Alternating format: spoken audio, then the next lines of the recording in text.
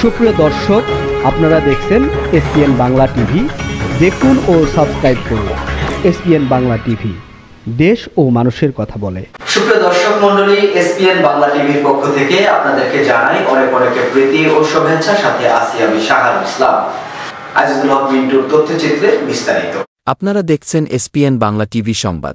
13ই December 2024 কচিকাচার মেলা মিলনায়তনে ঢাকাস্থ নাজিরপুর উপজেলা কর্মজীবী কল্যাণ ফোরাম এর কার্যকরী কমিটির পরিচিতি সভা ও সাংস্কৃতিক অনুষ্ঠান অনুষ্ঠিত হয়। অনুষ্ঠানে প্রধান অতিথি মোস্তফা জামাল হায়দার, সাবেক মন্ত্রী, বর্ষিয়ান রাজনীতিবিদ, জাতীয় পার্টি ও 12 দলীয় জোট চেয়ারম্যান।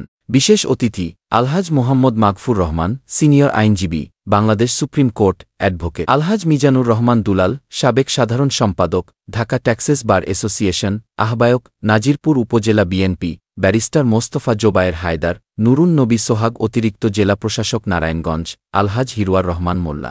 সদস্য নাজিরপুর উপজেলা বিএনপি ফারুক হোসেন, সাধারণ সম্পাদক, ঢাকাস্থ নাজিরপুর উপজেলা কর্মজীবী কল্যাণ ফোরাম মোহাম্মদ শহীদুজ্জামান লাবলু। সভাপতিত্ব করেন মোহাম্মদ সেকেন্দার আলী মিধা, সভাপতি, ঢাকাস্থ নাজিরপুর উপজেলা কর্মজীবী কল্যাণ ফোরাম। সংগঠনের সকল নেতৃবৃন্দ ও অতিথিবৃন্দদেরকে ফুল দিয়ে বরণ করেন এবং ক্রেস্ট দিয়ে সম্মানিত করা হয়। প্রধান অতিথির বক্তব্যে বলেন, শেখ হাসিনা আমাদের অর্থনীতিকে ধ্বংস করে দিয়ে গেছে। 15 বছরে বিদেশে হাজার হাজার কোটি টাকা পাচার করেছে। বিদ্যুৎ সরবরাহর নামে ভারতের আদানিকে টাকা দিয়ে কোষাগার খালি করে দিয়েছে। শেখ হাসিনা ভারতে বসে ষড়যন্ত্র করছে।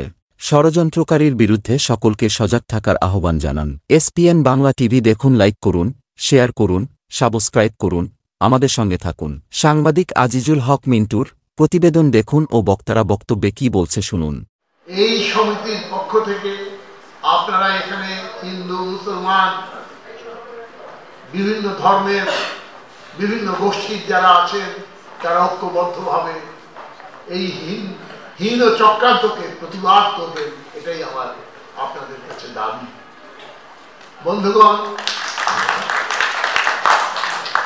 বন্ধুগণ, আমাদের অর্থনীতিকে পঙ্গু করে দিয়ে গেছে। 15 বছরে হাজার হাজার কোটি টাকা বিদেশে পাচার হয়ে গেছে, যার কোনো হিসাব নাই। এবং বিদ্যুৎ সরবরাহের নামে ভারতের আদানি শিল্প গোষ্ঠীকে যেভাবে এই রাষ্ট্রের কোষাগার থেকে টাকা দেওয়া হয়েছে, বিনা শর্তে যে সমস্ত চুক্তি করা হয়েছে, তাতে আমাদের অর্থনীতি ধ্বংসপ্রাপ্ত। আমরা কাজ করাতে পারি না কেন? আমাদের সেই সুযোগ ছিল না। গত 16টা বছর আমরা নির্যাতিত, নিষ্পেষিত হয়েছি। তবে নাজিরপুরের উন্নয়ন সম্পর্কে 2-4টি কথা হওয়া উচিত। ভাল লাগছে, লোক যদিও কম হয়েছে। প্রায় 8 বা 10 বছর আগে একটি প্রোগ্রাম এসেছিলাম, দোতলাটাও পরিপূর্ণ ভরপুর ছিল, বাইরেও রাস্তায় হাঁটা যেত না। হতে পারে যে রোপণ করার জন্য, কিন্তু আমরা পারি না। প্রতি বছর আমাদের এই কর্মসূচি আছে। এইরকমের আমাদের 20টা লক্ষ্য নিয়ে আমাদের এই সংগঠনটা আমরা দাঁড় করেছি। দাঁড় করাইতে গিয়া বিভিন্ন অঞ্চলে ভালো ভালো লোক আমাদের সংগঠনের সঙ্গে শরীক হয়েছে। আমি আশা করব আজকের যারা বিশেষ অতিথি, প্রধান অতিথি এবং যারা সামনে আছেন, সবাই আন্তরিকভাবে আমাদেরকে পরামর্শ সহযোগিতা দিয়ে এই সংগঠনটা, আমি থাকবো না, এই সংগঠনটা ঢাকায় টিকে থাকবো।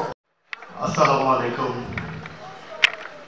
প্রথমেই নাজিরপুর কর্মজীবী কল্যাণ পরিষদের এই আয়োজনকে সাধুবাদ জানাই। এই মিলন মেলা আয়োজনের কারণে আজকে আমরা সকলে সমবেত হতে পেরেছি। আজকে বলা চলে একটা ছোট্ট নাজিরপুর আমাদের মাঝে এখানে পেয়েছি আমরা।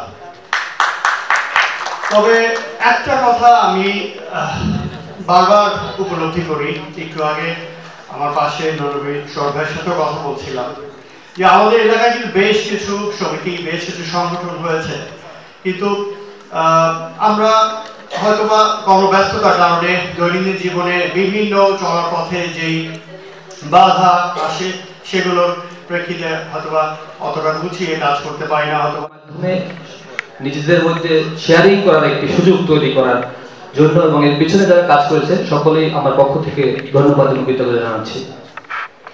আসলে এই সংগঠনগুলো এই জন্যই দরকার, আমরা আসলে যেখান থেকে উঠে এসেছি সেই নাজিরপুর কিন্তু একটু অবহেলিত জায়গা।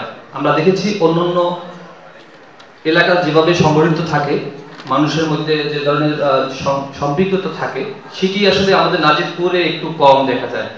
হয়তো আমি ইন্ডিভিজুয়ালি উঠে এসেছি, ইন্ডিভিজুয়ালি আমি ভালো আছি, আমি কেন আরেকজনকে উপকার করবো, আরেকজনের জন্য সময় ব্যয় করব, এই ইয়েটা আমাদের একটু কম দেখা গিয়েছে। তবে আজকে যারা এখানে উপস্থিত আছেন, আমি এবার ছাত্র সংগঠনে ছিলাম, একটি টাকাও সেখানে ইনভেস্ট হয় নাই।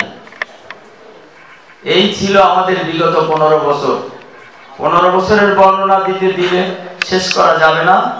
তারপরেও আমরা অনেকে মায়া কান্না কাঁদেন, কোনো অসুবিধা নেই। আমাদের রাস্তাঘাটটা, আমাদের স্কুল কলেজ, আমাদের বাচ্চাদের শিক্ষার সুব্যবস্থা করে দেন। আমরা আপনাদের কাছে জোর অনুরোধ করছি, সবাই মিলে আমরা চেষ্টা করলে নাজিরপুরকে তুলে নিয়ে আসতে পারবো ইনশাআল্লাহ।